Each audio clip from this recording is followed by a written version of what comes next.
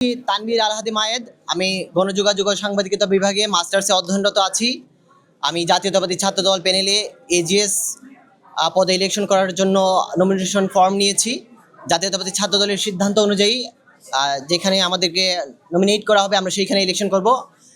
আগামীতে আবাসন সংকট সমস্যার সমাধান, নিরাপদ খাদ্যের ব্যবস্থা এবং গণরুম এবং গেস্ট রুমের বিরুদ্ধে জিরো টলারেন্স রেখে জাতীয়তাবাদী ছাত্রদল যে ইতিবাচক রাজনৈতিক ধারা পরিবর্তন করতে চায় সেই ধারার একজন অংশীদার হতে আমিও আগ্রহী।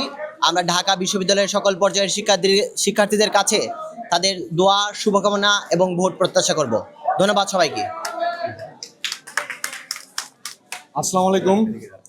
আমি মেহেদী হাসান, ঢাকা বিশ্ববিদ্যালয়ের 17-18 সেশনের শিক্ষার্থী, বর্তমানে এমফিলে ভর্তি আছি। আমি এজিএস পদে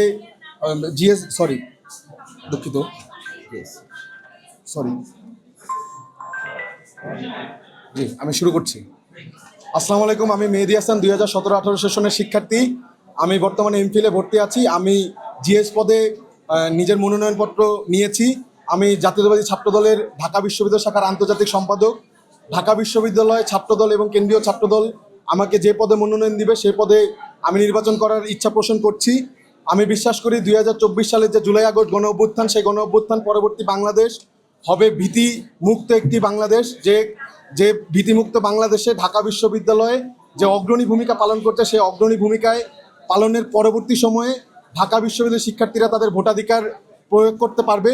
সেই ভোটাধিকার প্রথম যে দীর্ঘ 17 বছর আমরা ভোটাধিকার প্রয়োগ করতে পারিনি, ডাকসু নির্বাচনে ভোট প্রদানের মাধ্যমে আমরা প্রথম নিজেদের ভোটাধিকার প্রয়োগ করতে পারবো।